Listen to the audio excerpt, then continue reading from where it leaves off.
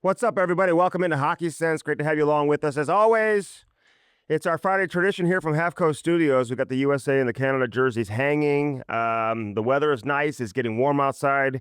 You can almost feel the playoffs starting to, you get that inspiration taking place in the air here, knowing that the Stanley Cup playoffs are around the corner. Although we're getting some crazy storms. Cam may have been right.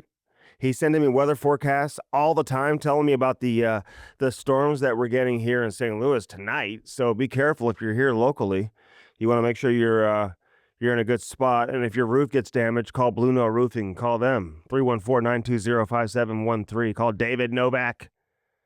Tell him you heard about him on Hockey Sense, brought to you by First Community. Blues lose last night 5-3. I want to give a shout out to STL Sports Hub. Or Sports Hub STL, if I'm butchering that name, I apologize. Dave Green, everybody who put that event on last night. We did it from the Minner Cave, the Minner Arena, I should say, out in St. Peter's. There's a Blues fan. A number of commercials and videos and whatnot have been shot from this individual's house, and he opened the doors for us and allowed us to come in and watch the Blues game. Cam and I were there. Jamal Mayers, who will be here in a couple of minutes here on this show. He was also there. We just watched the game and we talked while the game was going on about a number of different things. I hope people enjoyed it. I know we had a number of people tune in and watch. And so that's what we were doing last night. So we too saw the Blues lose 5-3. The game was on FanDuel Sports Network. And it's a tough loss for St. Louis because they did dominate the play. They're playing against a team that is arguably, statistically, record-wise, one of the worst teams in the league. And I know they've got Crosby on the team and Malkin's still there and Letang and all these guys that you've grown up with who are first ballot Hall of Famers, who are generational talents, but they are an absolute terrible, god-awful hockey team. I mean, they are not good. And for the Blues to lose that game with everything that's going on in terms of where you are in the standings and how much pressure there is to get back into the playoffs and the fact that you're so close and the Doug Armstrong pretty much left the team intact. That is a disappointing loss, man. I mean, there's some losses you can look at. The one last weekend against LA where the Blues lose in overtime, right? When Quentin Byfield put one right under the bar.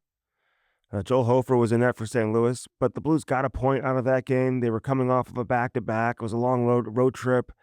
And just how they won or how they got that point, sacrificing the body, a lot of block shots, physical game, all that type of stuff. No Cam Fowler in that game, no Colton Parayko. Fowler was back here in St. Louis for the birth of his child. So big shout out to Jasmine and Cam Fowler on the birth of their baby boy, Bo. They now have 2 kids, so the Fowlers are a family of 4. The Blues still don't have Parayko. They got Fowler back last night. They had a couple of power play goals. They had a ton of chances. I mean, the puck was in Pittsburgh's end. It felt like the entire night. The ice was tilted, and they just couldn't finish. And that's really what it comes down to. Sometimes that sounds cliche, that they just couldn't finish. But if you watch the game last night, I mean, they were just off. Just the playmaking ability, connecting on passes, executing the next play, catching passes, deflecting pucks, getting in front of the net. I think Jim Montgomery talked about that a little bit in his postgame too. That just wasn't good enough. So I don't know where we go from there, I do know they go to Minnesota. They've got Anaheim here on Sunday, so that's another back-to-back situation. So do the Blues now do kind of what they've done in the past? They lose the game where you expect them to win, and then now when you think it's all doom and gloom and you don't give them much of a chance in Minnesota on a Saturday night, and then they end up winning that game and then coming home and winning both of the back-to-back games with Anaheim being here on Sunday. I mean, hey, maybe that's the case. So as down as you're feeling this morning in terms of their playoff chances, because now, based on the standings, Utah has jumped ahead of St. Louis. I think St. Louis and Utah have the same number of points, but Utah is ahead of St. Louis in terms of the standings, and you still have Vancouver and Calgary to tend with. Calgary's got a couple of games in hand. So, I mean, this is just the reality of the situation. You can't lose those games. When you're in a dogfight to get into the playoffs and it's down the stretch down the stretch in the regular season. You cannot lose games against teams that are below you in the standings. You just can't. It's that simple. It's hard to make the playoffs when you lose to the Pittsburgh Penguins in mid-March. It just is. There's no other way to sugarcoat it. And Jordan Binnington gets pulled in the game, and they're going to respect Binnington as they should. He's been one of their best players, obviously, here this season. He's been their best player in this recent stretch that they had leading into last night's game. He was incredible since the Four Nations. We all know what he did in the Four Nations. And, he didn't play his best hockey of the season leading up to the Four Nations, but he has played some great hockey throughout the course of the year, and last night was maybe his worst game of the season. I mean, look at all these guys who are scoring for Pittsburgh. Like, you got to be kidding me. Like, Graves scores his first goal of the season. Connor Timmins gets traded from Toronto, gets his first goal as a member of the Pittsburgh Penguins. Connor Dewar gets his first goal of the season. Like, what is going on here last night? It just cannot happen. So that's who did the damage last night. I know Raquel scored a goal to give them the 4-2 lead. He got the empty netter on the assist from Crosby. Crosby picks up 2 more points. This guy's going to end up with more than a point per game for like the 20th time. It's just ridiculous. He's up to 72 points now in 66 games. He's unreal. Although he wasn't unreal last night. Did he even have a shot on goal last night? I don't know if he did. No shots on goal for Crosby. He was pretty much irrelevant, like, in the game. I know he got the assist in the game, the empty net goal, and had another assist prior to that. But not much from Crosby. He didn't beat you. And in those type of games, if you're going to lose to Pittsburgh, you can almost live with it if Crosby's the one doing the damage. He had the assist on the Brian Rust goal. It's just a bad game, man. I mean, I know they dominated the game. Everyone's talking about how they dominated the game, but what does it really mean when you dominate the game against a terrible team, but you lose? Jim Montgomery made some changes. He moved Zachary Bolduc up to the Thomas line. I thought Thomas's line was pretty good. I thought Thomas was good. Buchnevich didn't have it going for me. Just my opinion. You could disagree with me all you want. I mean, I want to hear from people. But the comments in the comments section, a guy like Kyrou, who I think is playing hard, but he's just not looking dangerous right now at all. Just doesn't look dangerous. Doesn't seem to have the puck. Isn't overly dynamic with the puck. Had a couple of chances in tight with the goaltender, but he's just not getting those chances off the rush. You're not seeing him sneak behind the defense right now and get those one-on-one situations with the goalie, breakaways, or whatever. It's not seeing it. Toropchenko looked dynamic last night. Alexei Toropchenko, what a goal, man. I mean, he goes end-to-end, coast-to-coast. If you go watch this guy's highlight reel from when he was playing junior in the OHL, he scored goals like that all the time. And I know it's not the NHL, but I've always said to him, I'm always like, Alexei, I see your highlight reel in junior, man. I see you score some sick-ass goals. Like, when are we going to see these in the NHL? And he's like, it's coming, it's coming, it's coming. He always tells me it's coming. Sometimes it's your role that you have on the team, like he's a fourth-line guy. But you see the type of potential that he has. He should have more than 3 goals on the season. Listening at 14 last year. He's been in double digits a couple of times. So he's playing certainly his best hockey of the season right now. Alexei Toropchenko. But just not good enough, and not good enough from Jordan Binnington when you need him the most. They had the break. I think sometimes when you're playing every other night, you just get yourself into such a rhythm and you're so locked in that when you have 3 or 4 days off, it's just it's tough to flip that switch again and find it. And it's easy to lose it, I think, when you have a little bit of a break. When that first game is on the road too, and you don't have the crowd behind you, there's nothing really energizing you. So I know the Blues looked good last night, but to me, it's like Pittsburgh's terrible. I no offense to the Penguin fans that are watching, but they're just not very good. I thought about a rule change, by the way, during the game, and maybe this has been brought up. I apologize if it's been brought up for years and years and years. I'm not trying to steal it from somebody else, but the Blues had a power play that carried over into the third period. They ended up scoring on the power play there. I think that was Dylan Holloway's goal, who's got 21 goals on the season. And by the way, I was talking about Bolduc. He's up to 12 goals. He could end up with 15 goals this year. Like, is he a guy that you can pencil in 2, 3, 4 years from now? Is he a guy that you say, hey, can be a 25 to 30 guy? Like, could you see Zachary Bolduc getting to that level? I don't know. I don't know. I mean, he scored a lot in junior, and he's got a great shot. So you just got to watch how the evolution takes place and how he progresses as an NHL player. But I mean, he can shoot the puck. He gets himself open. He knows what to do in the offensive end. He works hard in the defensive end. I think he leads all rookies in plus minus. I mean, he may end up finding himself. Do they do a second team all NHL rookie team? If they do, he may find himself with some postseason honors, getting a second team all rookie. Maybe hard for the first team when you look at all these guys who are having good rookie seasons with Celebrini and Michkov and, obviously Lane Hudson and all these other guys that are just getting it done as rookies. If I'm forgetting somebody, I apologize. But yeah, so that's where we're at last night. I'm just a little bit devastated.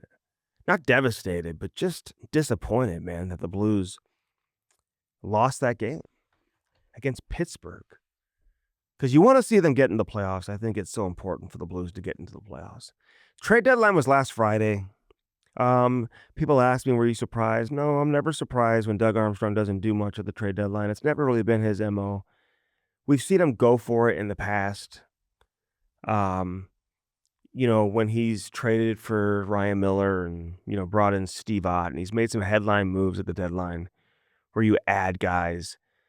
He's traded away guys leading up to the deadline. And I know people say, well, he didn't do anything at the deadline. Well, he did get Cam Fowler well ahead of the deadline before the calendar even changed to 2025. Back in December, they get Cam Fowler. So that to me is a trade deadline move, even though it didn't happen at the trade deadline. So sometimes you get out in front of it.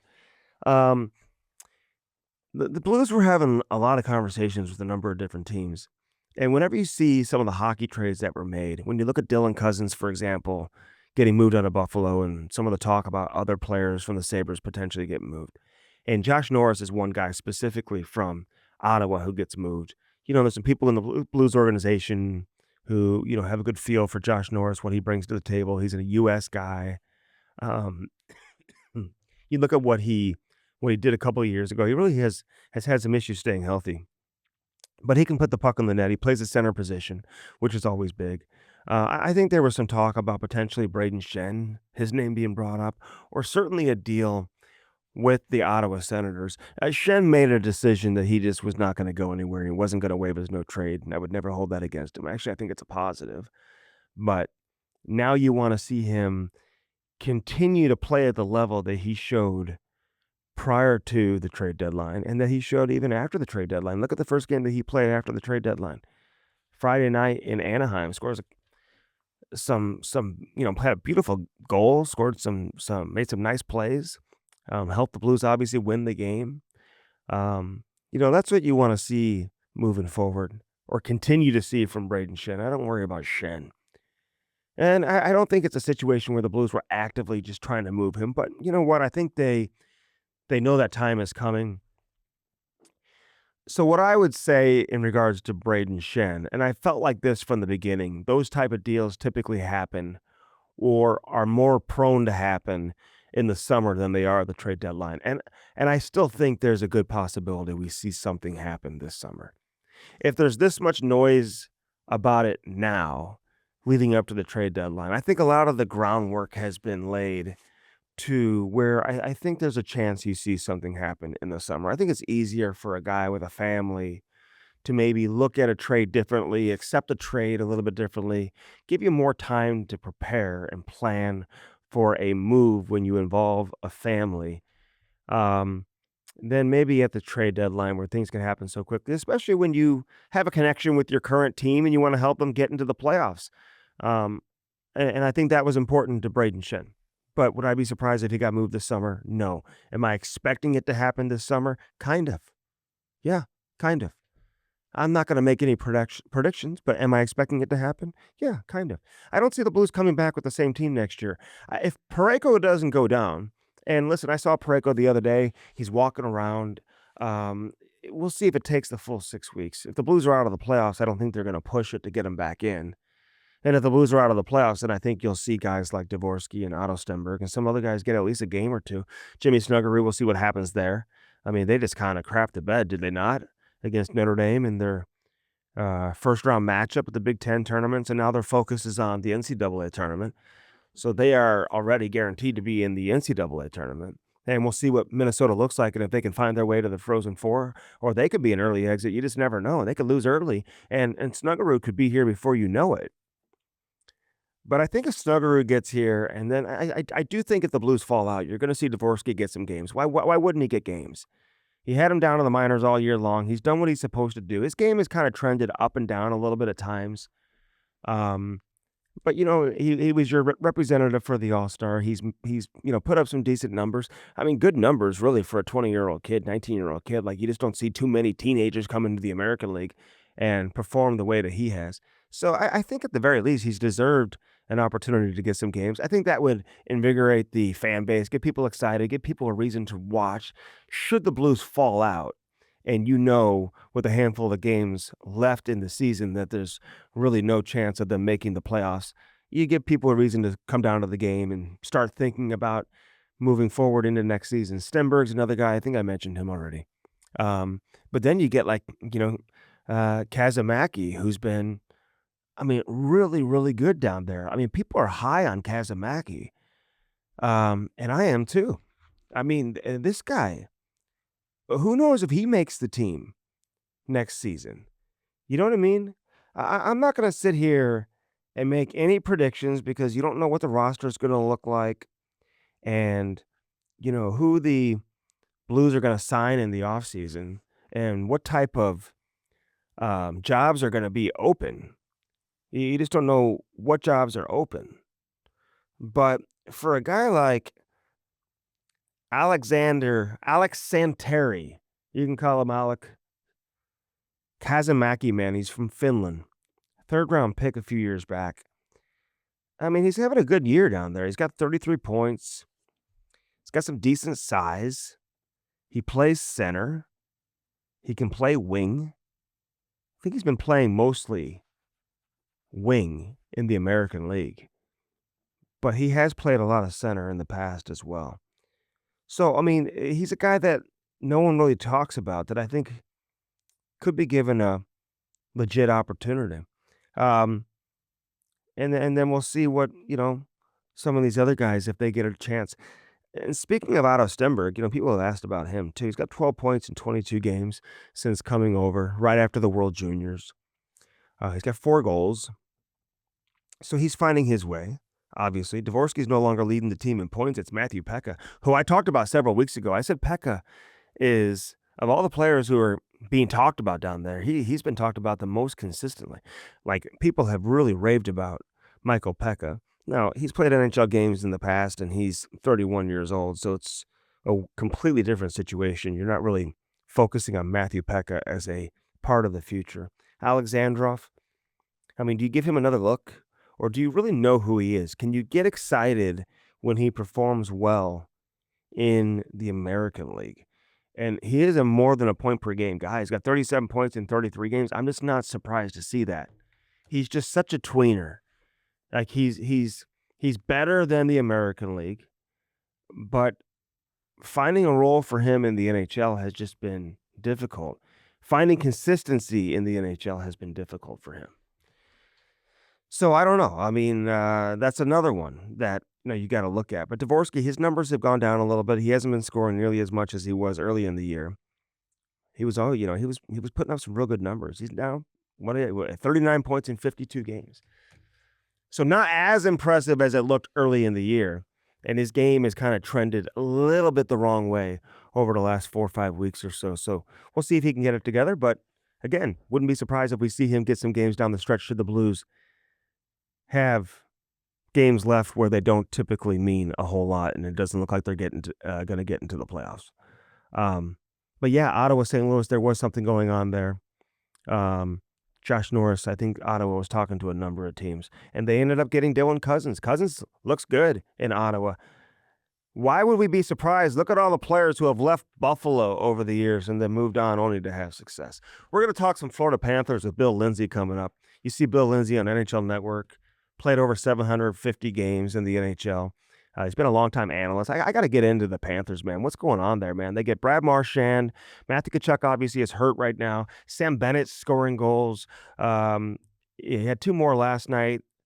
They beat Toronto. You know they love beating Toronto. Aaron Ekblad is suspended for illegal substances. Lots to get into with Bill Lindsay. I'm looking forward to that conversation coming up here in just a couple of minutes on this edition of Hockey Sense, brought to you by First Community. How about the First Community Insurance Agency? Have you heard this? I don't have to tell you everything is more expensive than it used to be, because you already know that. But that also includes insurance, man. Insurance has just gone up. And I don't know what you have to do, but it just all adds up, and that's why you got to start shopping around. So don't just let your insurance renew and get charged higher premiums without doing your homework. You have to do it. Check out First Community, the credit union, a name you know and trust in St. Louis. And they want you to know about First Community Insurance Agency, too.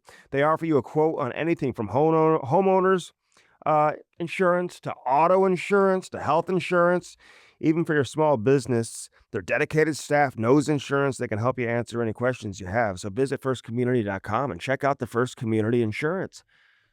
Home insurance, auto insurance, all insurance. Don't just renew, because sometimes that happens. Like, you don't even know your insurance is up for renewal, and then you get the big packet in the mail, and you realize, okay, I just renewed. And sometimes that's easy because it just continues and you don't have to worry about it. But it is good to shop around and see what the best rates are. Check out firstcommunity.com. They've got unbelievable rates. Dirt Cheap Fun, your one-stop party shop. Download that app today. They've got so many great deals. They call them steals. Tons of locations all around St. Louis for Dirt Cheap Fun, your one-stop party shop. Don't sleep on the paper goods, all the party supplies. They got the best selection of beer, wine, and booze. Some of their locations have drive-thrus, and some of them have curbside pickup too. So you can do all your shopping from the app, and then you don't even have to get out of your car. Like, it sounds too good to be true, but it is true. They got great cigars too. Don't sleep on the cigars at Dirt Cheap Fun. When it gets hot, I'll be hanging out in that beer cooler, man. When I get too hot, I'll just be hanging out in the beer cooler over at Dirt Cheap Fun, your one-stop party shop. Great sponsor, longtime sponsor of what we do here on Hockey Sense. Love the Wallace family and everything they do to support the St. Louis community, support local business and the Wallace family over there at Dirt Cheap Fun, your one-stop party shop. Blue Note Roofing, we talked about Dave Novak at the beginning of the show. We're expected crazy weather tonight, like hail and like tornadic weather. I don't know what's going to happen. So just look for that yellow truck with the blue notes on it and call Dave Novak if you get some damage to your siding, gutters, soffit, fascia, roofing, whatever it is. He'll take care of you. 314-920-5713. David Novak, huge hockey fan. I'll talk pucks with you too. So again, man, we're getting some crazy weather. Crazy storms are coming. Blue Note Roofing will come in handy. Put that number in your phone. Call David Novak today. Again, 314-920-5713 for Blue Note Roofing. All right, let's step aside. We'll bring in Bill Lindsay, man. Looking forward to this conversation. Believe it or not, he's never been on the show with me. Even all the years doing radio and now bringing it to the podcast platform, I've never had Bill Lindsay on. I've seen him on over and over and over again. We got to talk some Florida Panthers and other action around the Eastern Conference in the NHL. We'll do that next. Jamal Mayers coming up later in the show. He'll join me in studio, so stick around for that. Don't go anywhere. All right, back here on Hockey Sense. Great to have you with us as always, Bill Lindsay. I was saying it's kind of crazy, man. I don't know if I've ever had Bill Lindsay on the show. I've seen him hundreds and hundreds of times, obviously, with NHL Network, and certainly remember you as a player, Billy. I mean, for a long time with Florida and Montreal, you finished your career, I want to say, in Atlanta. So you were kind of a little bit all over, but people... I bounced around. Yeah, people remember you as a member of the Florida Panthers. There's no question. So thanks for doing this, man. How long have you been in the media game? Yeah, no longer than my playing career. So 18 years, I believe. Wow. Played a couple of years when I was done with the NHL over in Germany in the DEL. Yeah. Spent time, and somehow the radio job was open here. Asked about it, and they said, "Sure, you can do it." Started from there, just worked away, did a little bit of everything, and now it's lasted longer than my playing career. So So I was telling you off air, time goes fast. I know, I know. Are you still doing the radio now in addition to like the NHL Network TV and stuff? Like you still do the So radio, right? yeah, I do home radio. I do their learn to play programs that they have for the 5 to 9-year-old kids on the weekends. And then when they're on the road a lot, I'll go up to NHL Network. I'm about to head up in a couple of days here with them being out on the road, sort of trying to balance out. Then once the playoffs start, I get to travel. I get to soak it all in. So I get to go on the road and be with the team and enjoy that, especially that run last year. Okay, so you'll do that during the playoffs. Is this team in Florida, are they better than they were at this time last year? There's a possibility they're real dialed in defensively and the plug and place. And what you're starting to see is the emergence of some players like Mackie Samoskevich is playing really good hockey with the absence of Marchand and Kachuk. Once they get back in, we're going to have 2 fourth lines. It could be Boquist and Samoskevich that go down there. Rodriguez, you got Gadjevich, you got Noshik, and Nico Sturm will be that fourth line center in 100%. Strengthens our penalty kill. And then once Ekblad gets back, misses the first 2 games. Hopefully those first 2 games of the playoffs go well. And you're healthy. Bill Zito's left no stone unturned. We needed a right shot defenseman. He got maybe the best one on the market. We needed a backup goalie. He gets that. And you're looking maybe into the fourth line. The faceoff percentage was kind of low. Barkov doesn't have to take all the draws. You bring in Nico Sturm, and then at the last minute, when you thought everything was done, somehow Brad Marchand left Boston, which was, I don't know how it happened. It happened at 2:59. Trade deadline was at 3, but Brad Marchand came over and kind of fits our DNA and style. So healthy, it looks like when all the pieces are together, this team could be better than last year. Yeah, and listen, I give Bill Zito a lot of credit because he's pulling off all these deals and he's making things happen. But I think it does make it a little easier on him when you have all these star players who only want to go to Florida, right? They don't want to go anywhere else. I mean, you look at how Matthew Tkachuk, kind of steered the bus and he was able to obviously get himself to where he wanted to go in Florida. And the same thing with Marchand, man. I think he made it clear to Boston this is where he wanted to be, and he even gave Don Sweeney credit for helping to make that happen. So as great as Bill Zito is, I mean, Florida has now become the destination in the NHL. It's popular, and it wasn't that case 5-10 years ago. It was a bad team. We went through a lot of really bad years and suffering. But what's happened with ownership, with Mr. Viola, the commitment to spend, and he started a chain with Bill Zito, do your job. He gets the okay, does Zito from the ownership to spend the money. It's at his discretion who he goes out and how he spends it, long as it's okayed. Once he gets the players, he sends them down to Paul Maurice, and Paul Maurice has full say-so on how he deploys each and every one of those players. So it's a real balance in our organization from top to bottom, that everyone has a specific job. And it's kind of like the team that Paul Maurice is structured. There's a job that everyone has in that lineup. There's a worth to every player, and there's a great bond and a relationship that goes a long way. Everything that's happened off the ice is now translated on the ice, and that's why this has become a destination. Winning, it helps. So does the sunshine and all that. We always had that, but players want to win. That's the bottom line. And part of Marchand, I believe, coming here, there could have been some noises in his ear at the Four Nations with Bennett and Reinhart. And I know they have a past, but I'm sure Bennett and Reinhart were mentioning some things about the locker room and everything that comes with it. Maybe that's why Brad Marchand maybe had Florida as a destination. Yeah, and you mentioned the locker room, and that's one thing. If I talk to players who played for Florida or people who have been around the team, and even when Florida came to St. Louis and had a chance to kind of see it for in person, and we've had Paul Maurice on the podcast I do with Cam Jansen and other guys, and I know Jamie Compon real well. I mean, it may be the most professional team in the league. I mean, their locker room is so dialed in, Billy. You see it every single day. I mean, there's just no nonsense, man. Those guys come to work, they come to play, they want to win, and the way that team is built, I mean, they're so professional. I mean, do you see it the same way?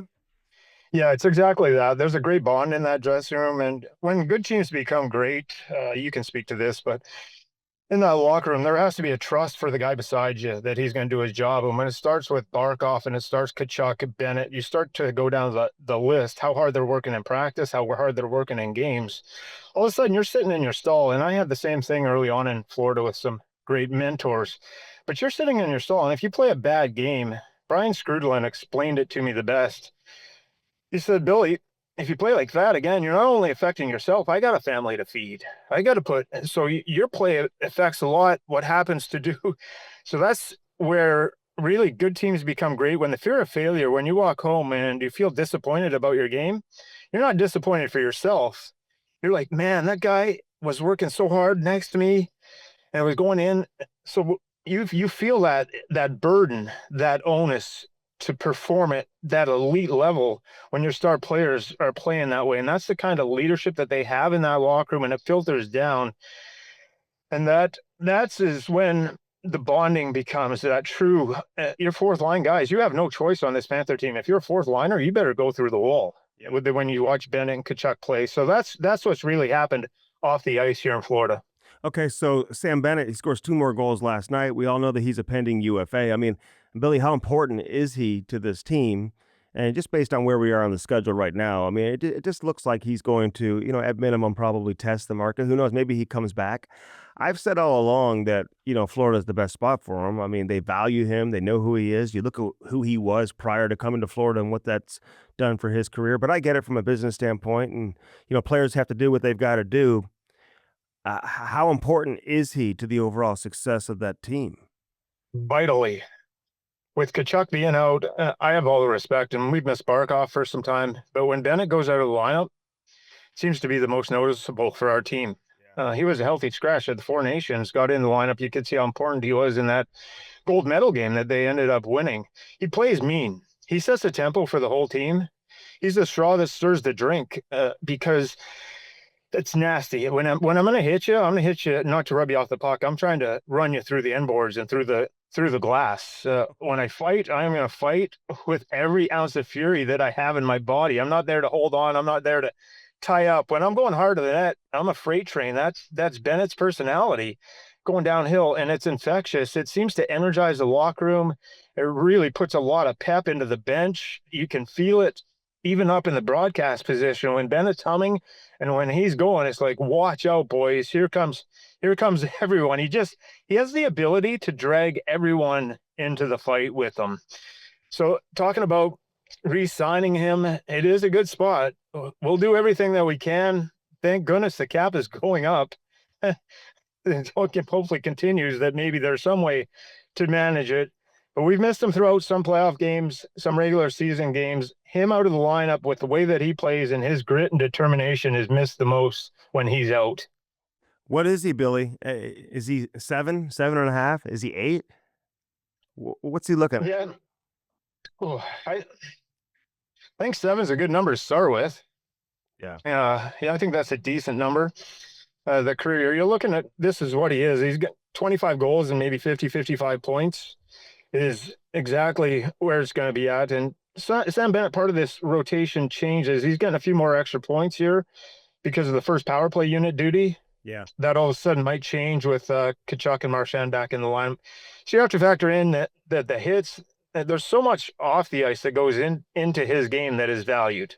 Mm-hmm. So that's where all the swing of, you can't just say, oh, he's a 25 goal guy, 50-point guy.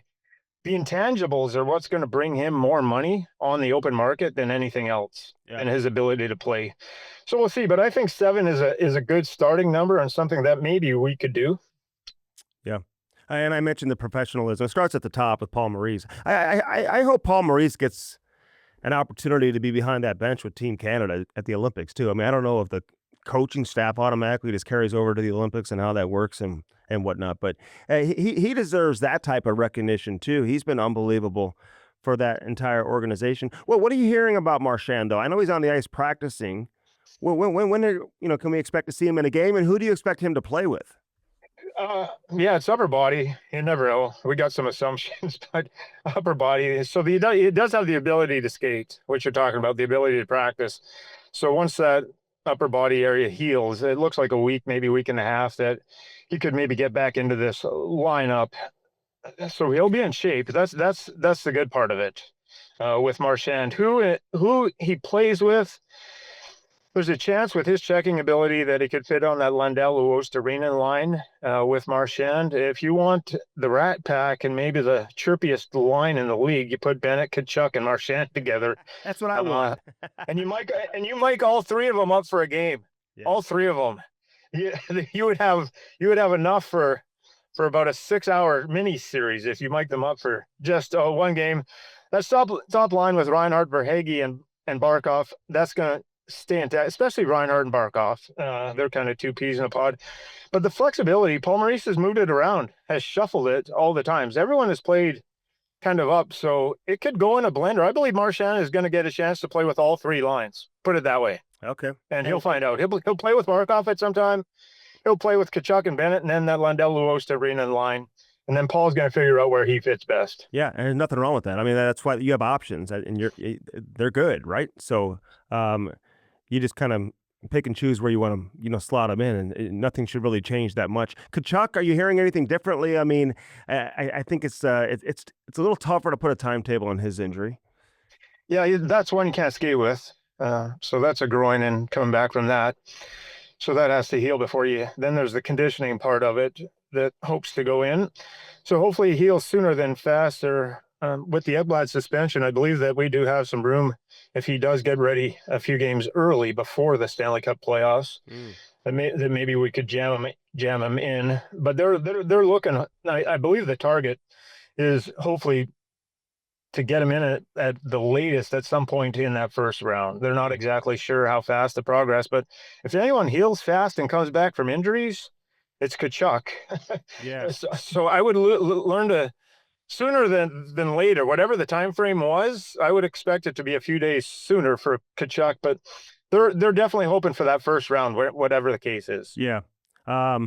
You're 100% right, and you're gonna have a hard time keeping him out anyway if it gets close. Best case scenario is you make quick work of the first round and you get a little bit of a break, and you don't have to force him in there in the first round, and maybe he joins the team in the second round, with more rest and more opportunity to get healthy. But can you win without Kachuk? I mean, is the team good enough to go the distance without him? You can win. I don't know about the distance of the gruel of the playoffs. Winning the Atlantic's going to be ginormous. Yeah. To avoid that 2-3 seed, we saw Toronto and Florida go at it last night. That's a heavyweight tilt, and you could see how both those teams are. And Tampa Bay goes up and down, struggles, but Tampa Bay's version of what we faced in the playoffs last year is better. Yeah. For sure. So there's that was a big game for the Panthers. They still have two more against the Leafs. It does ease your route if you get that. Maybe somewhat. You never know what happens with a wild card, but preferably this is one year, I believe, in the Metro and the Atlantic that you want to try and get in there and face wild card teams. If that does happen, there's an extra leeway for Kachuk to save up and make sure he's ready. But once you get into those latter rounds, you have to have every piece. Mm-hmm. We saw it against Vegas when Kachuk was hurt, Ekblad, Montour, their shoulder. There was no chance in hell that we were going to stay with those guys.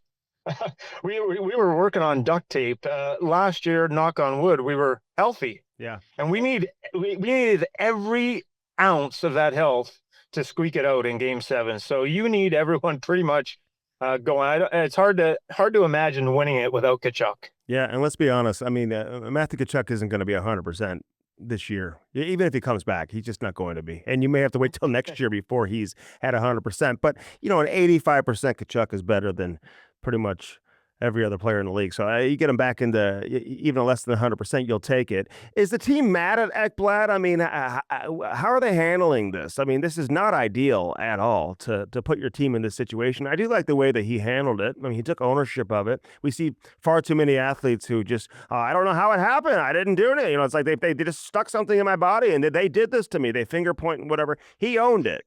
And I give him credit for doing that, but they can't be too happy about this. Plus, he's got a contract situation going on. I just wonder how that impacts, the decision making moving forward. You'll be interested. The team's not mad at him.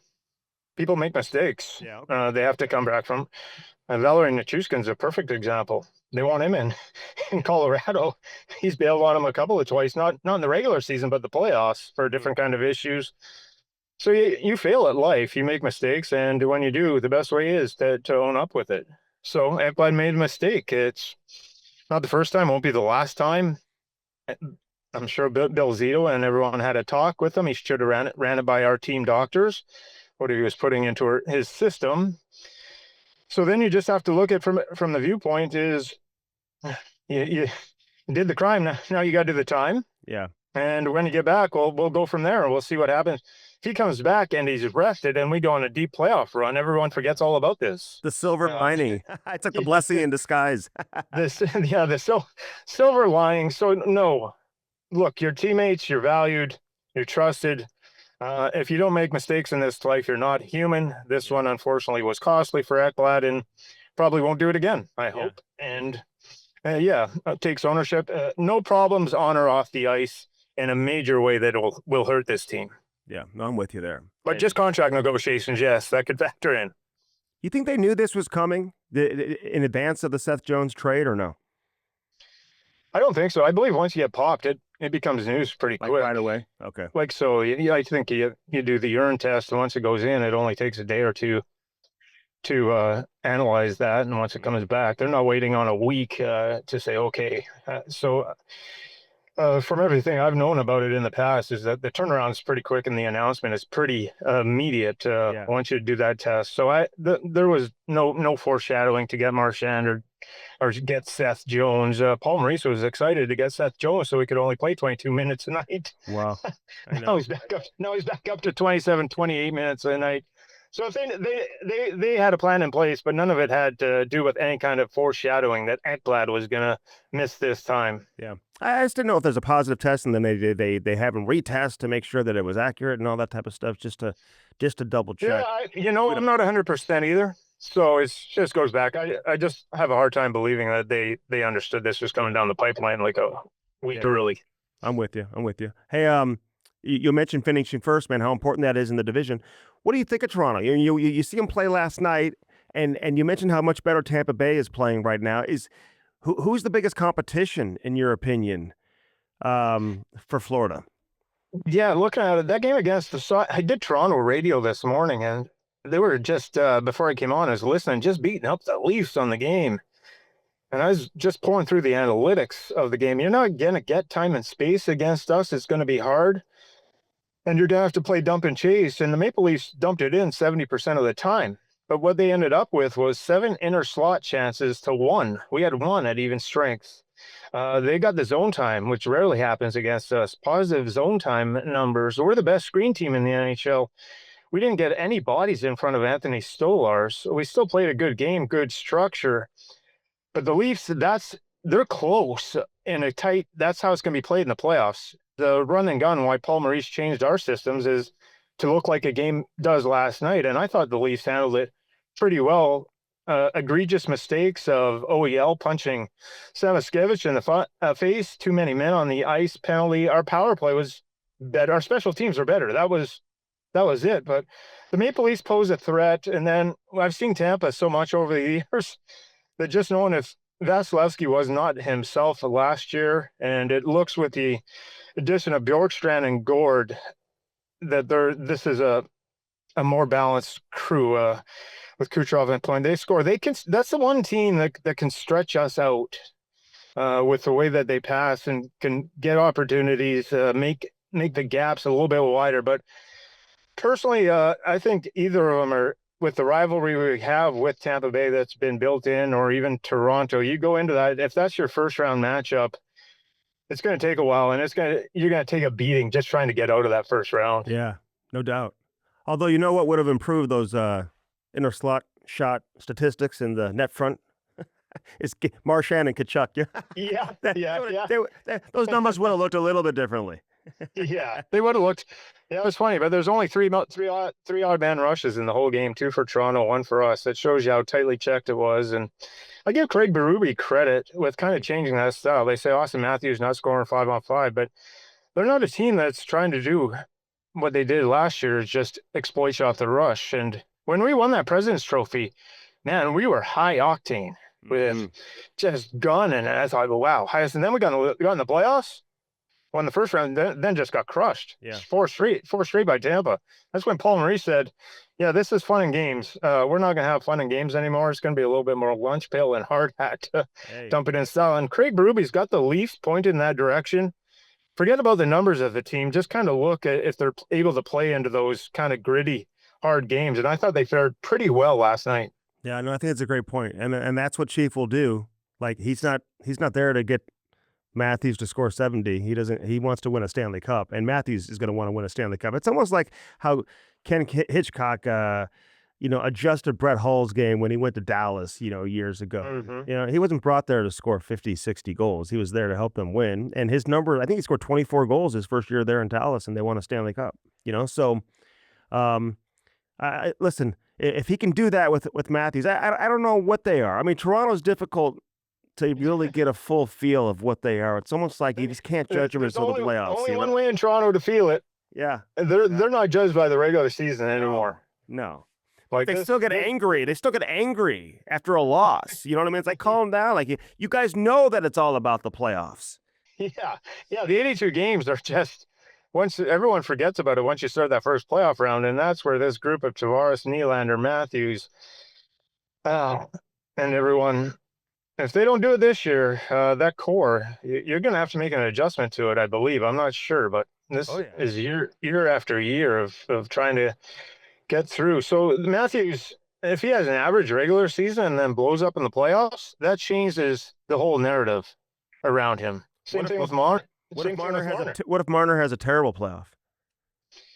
Then it doesn't change the narrative, and that's or Matthews. Then you're like, can we win this with this guy? And the answer might be no. Right. It might. That might be the answer if he can't get it done when it means crunch time. Marner and Bennett, they've got the same agent, so like it's going to be interesting to see how. I love talking to him because, I mean, he just knows he's in the driver's seat as the agent, with two guys that are going to be as high profile as we've seen if they both get to July 1st. That we've seen in quite a while. That'll be a lot of fun. Won't be fun for Florida fans and won't be fun for Maple Leaf fans, but for the rest of the hockey world, it certainly will be. So, Billy, great stuff, man. I appreciate it. We'll do this again. All the best to you and the Panthers down the stretch here, and I hope you don't mind if I call again during the playoffs. Yeah, anytime at all. I really appreciate it. Thank you for having me on. Love the jersey behind you there, too. There's a USA one over there. Jamal Mayers is coming in. When he sits down in that chair, we'll see the USA one. But I put the Canada one up here for you. Well, thank you so much. We appreciate it. Yeah, we'll talk down the road. Okay, Billy. Take care. All right, thank you. Yeah, that's Bill Lindsay. Good conversation with him. I really enjoyed that, and hope you enjoyed it as well. 314 Sports Cards. Listen, they've got the 314 special because this weekend is 314 here in St. Louis, right? March 14th. And they got a bunch of stuff going on, like huge deals on your favorite hockey cards if you're into collecting cards. You heard about 314 Sports Cards for months and months and months here on Hockey Sense, brought to you by First Community. So 314 Day, they got a big weekend sale, 50% off bargain boxes, Friday through Sunday. So it goes March 14th through the 16th. They're going to have giveaways, free packs, so much more. So join us in celebrating 9460 Olive Boulevard in Olivet, right next to the Tuesday morning. You can't miss it. Devin, the whole crew will be in there. Make sure you tell them that Andy Strickland sent you from Hockey Sense. And you'll enjoy it there with 314 Sports Cards. Lordo's Diamonds, I should say. Right there in the heart of Ladue, 314-432-8008. Right next to Truffles. If you're looking to pop that question and get that special someone in your life something special, do it from Lordo's Diamonds. Best selection of engagement rings, best selection of all types of jewelry, and most importantly, the best customer service. That's why they've been in business for over 70 years. Mike, Jimmy, Lordo, Pat, everybody. I mean, these guys are the absolute best. Again, right there in the heart of Ladue. Lordo's Diamonds, baby. 314-432-8008. This is Hockey Sense, brought to you by First Community.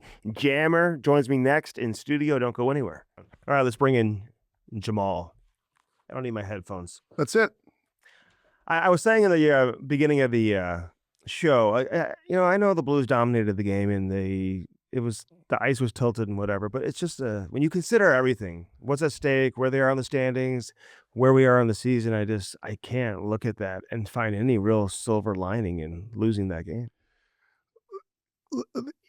We probably have talked about this in the past, but mindset is so critical at the National Hockey League level. And for me, they didn't have the right mindset to start the game. Mm-hmm. You're playing against a team that has played decently lately, but they do have that here we go again in the way that their year has gone. Their DNA. And so if you start the game and you'd say, hey guys, we go out and we go after them for the first 15 minutes, first period, and we find a way to jump on them and get that 2-goal lead, you make the rest of the game easy. You know, so I find it like, I don't know if maturity is the thing, mm-hmm. but awareness of understanding, like, who's my opposition, where's their mental psyche, like, that would be like something I would bring to the table as a third, fourth line guy. Creating that immediacy. And I think in some parts the third and fourth line did have a good game. They did. But I would have liked to see them, once you saw, and I'm not taking Monty knows his team, but I think once you saw how they were good, but not like really getting after it. Yeah. Those are the games where you inject those guys a little bit more into the game to have them affect the game. Third and fourth line. I think that those are the games where you have to lean on them. It's like back-to-backs. Mm-hmm. It's like games where you haven't played in 4 days, games where you just got to have a feel. You got to have the feel where those guys are your right. And I feel like they have that in them because they tried to do it. Mm-hmm. But it's like, put them out there a little bit more than normal. It doesn't mean they play like that the whole game, right. But especially early, even start them like we're coming after them. Because I think this is the time of year, Jamal, where some players, they even look at their own personal numbers. You know what I'm saying? They're like, okay, I've got 15 games left in the season to get to 30 goals, to get to 60 points, to get to whatever, you know what I mean? And they start maybe getting a little bit, veering off the game plan a little bit. But we can talk about all of that until we're blue in the face, and you can talk about the third and fourth line and whatever, who did play better. And, you know, we saw an adjustment late in the game with Bolduc sliding up and replacing Neighbors. And, you know, as many shots as they had on goal, it just felt like the passing was a little bit off. I mean, they just didn't look overly dangerous. When you don't have grade A goaltending, I mean, the entire complexion of your team looks different, and Binnington wasn't good enough, you know, and for this time of year, for what you need from your goaltender, he was not as good as they need him to be in order to win. It's just the bottom line. Yeah, I think that's fair. I think he would say the same thing. It was an off night. He hasn't had many of those this year. But one thing you really like about him is I think he showed a tremendous amount of leadership and ownership and personal growth in the last year and a half. Mm-hmm. You don't see him flying off the handle and doing those things of that nature. Like he would be the first one. I don't feel bad saying that. He would be like, yeah, obviously I didn't have my game. No big deal. So the good thing about great goaltenders is their bounce back ability, if that's even a word, but their ability to park things and move on. And you know, there's no question that guys believe that he'll bounce back. Maybe it'll be a game where, you know, you thought that they would beat Pittsburgh, maybe lose to Minnesota, and maybe the opposite will happen. You know, they can still salvage the road trip for sure by winning on Saturday night. What's it like having like a break like that? I mean, they were off for 3 or 4 days. Is that an excuse, or can that really impact a goaltender who's feeling it, who's in that rhythm? Yeah, I can. I think it's a challenge. I can't speak for goalies, but for players, it's almost like you lose your sharpness. And the coaches try, I'm sure they created some scrimmage environments, but you can't replicate as much as you try that intensity.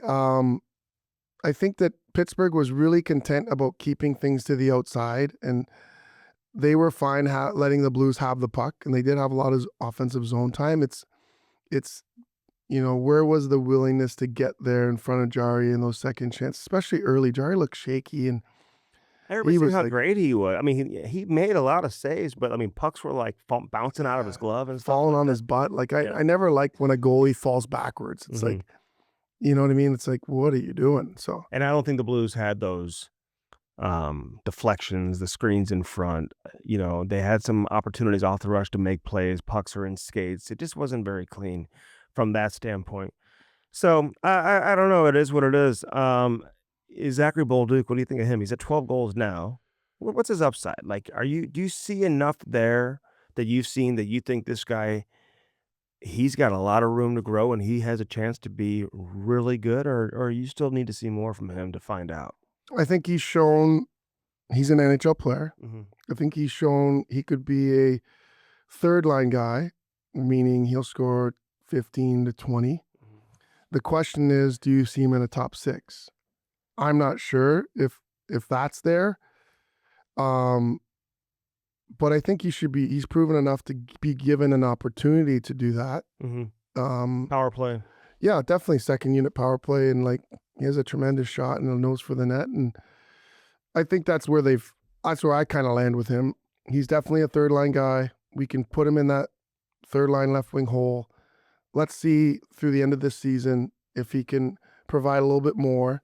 And maybe it takes another year where he's a third line guy, pops up in the top 6 for 12 to 15 games, gets an extra 6 or 7 goals, ends up around 20, 21, 22. And then the next year, he becomes a second line guy. Yeah.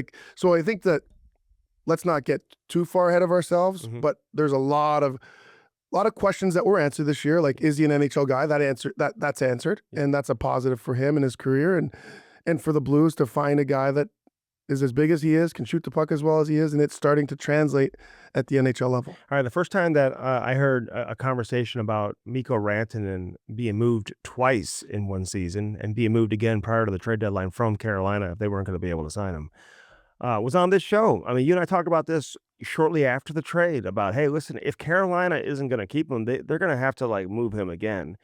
And, then you learn more about what's going on behind the scenes and the conversations between Rod Brind'Amour and Mikko Rantanen. I want to start with Brind'Amour's comments, though, when, he's basically calling out the general manager and the owner, being like, I don't know how you make this deal without first finding out if he wants to be here. I mean, that is just a colossal mistake that could set this organization back. I mean, they just traded Marty Necas. They traded Drury, who's a good player.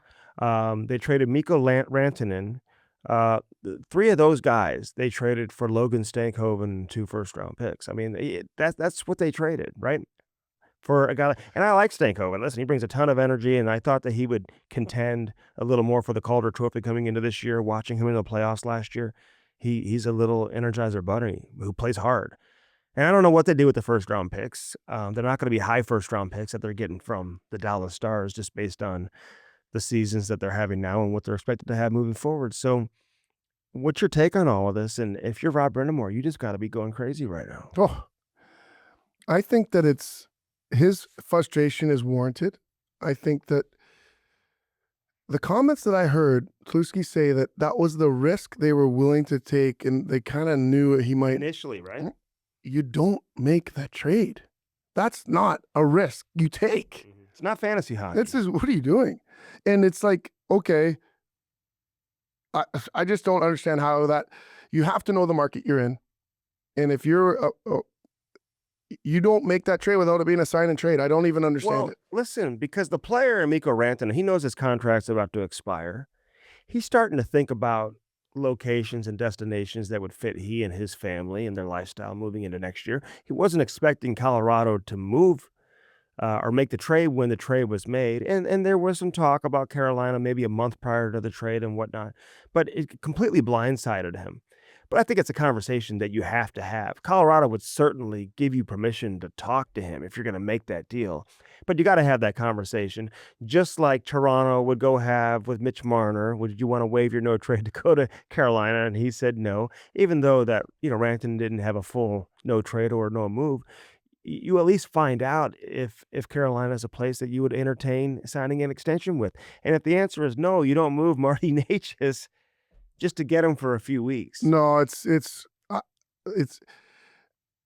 almost like he's on a publicity tour after Rod Brind'Amour's comments to dampen the error. But I think he's digging a deeper hole every time he tries to explain his decision making, and that trying to justify that it was a calculated and well thought out risk. It's not. It wasn't a well thought out risk, and it was a colossal error on his part. And it's, to me, an example of how there are really smart people that look at charts and look at graphics and look at fits based on math. and don't have a sense or a feel about the people component and the hockey side of it, and perhaps don't do the due diligence to figure out if that player will sign. It's not that hard. Yeah. It would take one conversation. Yeah. Hey, you're an entrance agent. I'm Tulusky. Listen, we can go as high as 13 times 8. We can give him that extra year. Mm-hmm. If I make this trade, will he sign this? Yeah. That you don't need to come and visit. Right. You don't need to come. I'm offering you almost $100 million. Will you sign? Will you sign? That's it. Mm-hmm. I don't. And if he says yes and then gets there and then says no, that's a little bit of a different story, right? Well, then you don't make the trade. Right. You just put the contract in front of him. And you have him to sign it beforehand. Yeah. We've seen examples of this before, right? Yeah. Like the simplest one that people will come to mind is when Prong signed with Edmonton. Mm-hmm. Who got traded. He didn't accept the trade without and it helped when he had, I don't know what it was, $80 million to say we're moving to Edmonton. Mm-hmm. Like, doesn't mean, you know what I'm saying? He doesn't go there without that contract. Right. So I just think that you don't make that trade. No offense. You're not a destination where people are. Why isn't it? I'll tell you why. And how much of it has to do with that, in addition to their style of play? Because he made it clear from the very beginning that it wasn't a good fit for his family in Carolina, but the hockey on the ice wasn't a good fit for his playing style. The reason why it's not a good fit hockey-wise is that their team funnels pucks to the net. That's how they generate. It's about volume. And then, yes, they have skill, but I think you would see a lot more from their top-end skill players not in that environment. Mm-hmm. It's a winning environment. It's a winning formula, but probably not one that Rantanen likes to use the width of the ice, likes to hold on to the puck. Freewheel a little bit. Completely different type style that he likes to play. So there's no question that you're having that issue there. And then you're talking about like, how would it be a fit like city-wise? Well, reason why is, I'm sorry, you're playing at a college rink. Mm-hmm. The facilities aren't great. Yeah. And if you live there, I have no doubt, because a lot of people love living there, love retire there, and the area is amazing. Paul Stastny, when he went there, he said, man, we considered like, settling down there. Great place to raise a family. Yes. It's the same. I'll give you the same explanation. When people talk about St. Louis, Mm-hmm. and you just stay downtown, no offense to downtown, but as a visitor, Canadian, never been there, You don't European, you're like, why does everybody like to stay here? Because you haven't visited the outskirts and the Chesterfields and the Creve Coeurs and the Ledoux and all those Claytons, and you haven't seen that side of the city. And unfortunately, when you're visiting Carolina, you don't get to see the nice sides of Raleigh and all in the encompassing area. You just realize, like, where's the downtown? Mm-hmm. You're at a college campus. Like, what's going on? We're staying at a hotel. There's nothing around you. There's one restaurant. Like, but that's not what it is when you live there. And players are like, okay, I don't think I want to live there. Yeah. Like that's they should know that. Right. And trust me, like everyone knows, like they knew like a team like Dallas, for example, could sign him. You know what I mean? And that was probably a team that he had his eyes on from the beginning. Anyway, just a colossal error. And we'll see how it impacts Carolina moving forward. The Gretzky chase, your thoughts on that? Like, I mean, you think he's going to get it done this season? You think it's going to carry over into next year? What does this mean for hockey? He will get it done this year. That's what. Do you have a problem with the empty net goals and all that, or no? No, I don't want the last one to be an empty netter, but Gretzky had empty netters. I mean, and I heard your comment when Holly had 86, he didn't have a single empty netter. And I tried to look it up. Did he? No. You really didn't? You've looked it up? Didn't have an empty. I think he only had like 8 in his entire career. And he didn't play all the games. I looked at that. He only played like 72, or like he missed some games. I think Adam Oates missed a bunch of games too. Well, I mean, that's a big difference. A guy like that on that pace, if he plays those extra 8 games, he could have. He could have 96. He could have 9 goals. Like you know what I mean? Like, so he missed some games, which is remarkable. I don't have a problem with the empty netters. I just don't want him to have, 6 of the last 8 be empty netters. I mean, and I don't think he wants the last one to be an empty netter either. I think it would be cool if he has the chance to tie it and dumps it in. That would be something cool. I don't think he wants that highlight to be an empty net. I think it should be a one-timer on a power play. Oh, that'd be great. But yeah, it's exciting. Yeah, he had 86 in 78 games. Okay, so he missed a few. Yeah, missed 4 games. I mean, but so he could have gotten to 90, you know? But Adam Oates that year, which is just crazy to me, okay? So Adam Oates, he only played in 61 games that year. What if he plays in 82 games? In 61 games, he had 90 assists. Whew.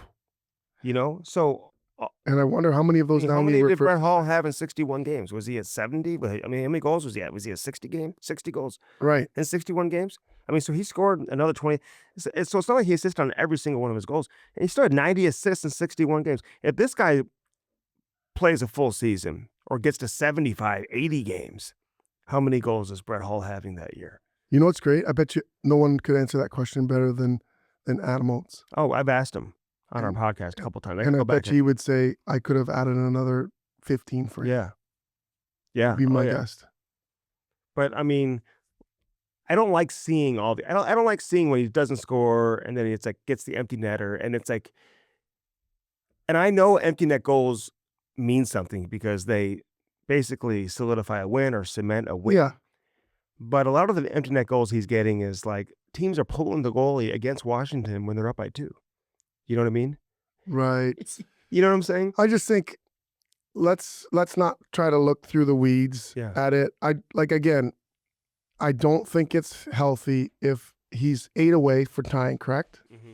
I don't think it's good if 6 of the 8 away from tying are empty netters. Right. If 3 of the 8 are empty netters, Which no big might happen, yeah. I think when you get over it, I don't want half of the goals to be empty netters. Let's put it there. He's the all-time leader in empty net goals, but he's the all-time leader in every other goal too.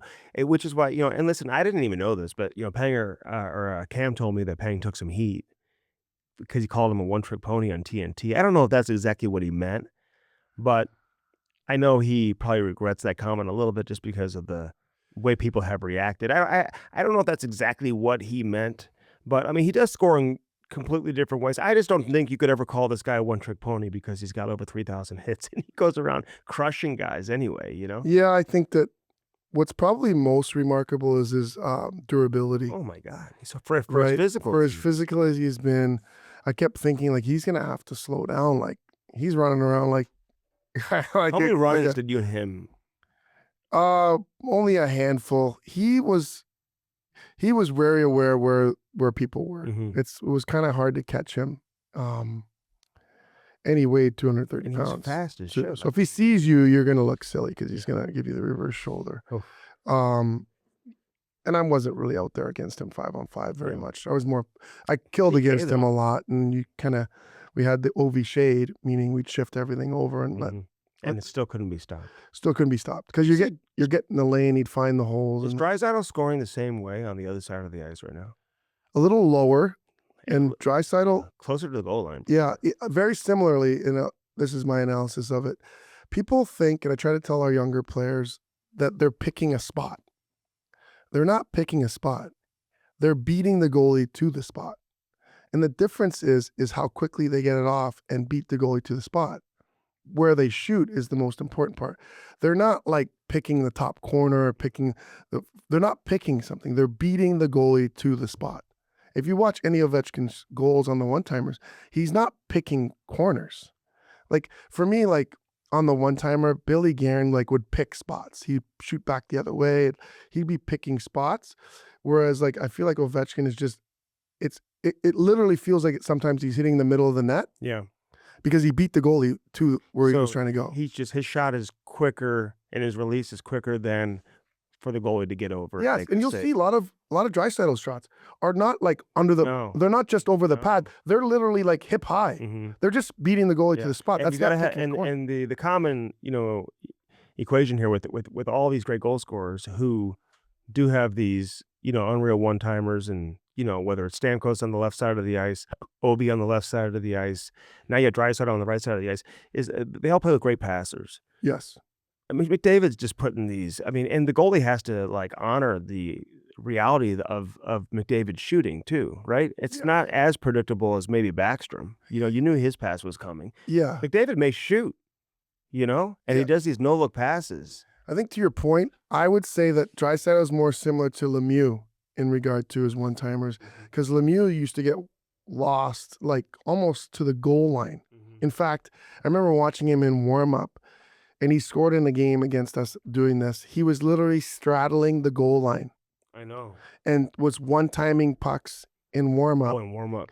and then beat Brent Johnson on literally his left foot was on the goal line. So not straddling it, but left foot on the goal line on the power play. Like, who's worried about this guy on the goal line? Because the goalie's coming out Yeah. to challenge the shooter. Ovi scored some goals like And that he's too. shooting from the goal line. Yeah. And if I did that 100 times, it probably missed the net 80. Yeah. Ovi would score some goals close to the goal line too. Yeah. Most people probably couldn't do what Mario Lemieux did. No. It's just Brett Hull, a little bit of a different of a one-timer. Like, I mean, he would score some one-timers from the left side, but he would come up over the top and in the circles. He'd score from all. So let's say I was the offside forward killing the penalty. Brett Hull's genius would be the easy play to cover is if you come in front of me, then I'm like, see you, and I try to come take you away. He'd always go behind the penalty killer that's on the offside. Like so lower? So the puck's over here. He would come around this guy. I'm the offside forward. The puck's in the half forward or the point, and he would get lost behind you and then come down the middle between both guys and receive the one-timer. And so you wouldn't know where he was as a penalty killer. And you should talk to him about that. That was probably, he's like, yeah, of course I did that there. Why would I go this way? He'd see me. So, but think about it. Brett Hull, we know who's getting the puck, but we couldn't. In reality, you didn't know where he was because the puck's over here and he'd come behind you. Yeah. Last thing before we go. Kids' youth hockey seasons are wrapping up now. But, they have tryouts. They get right into the spring season, right? So spring season will pick up in late March. That'll take you into late May.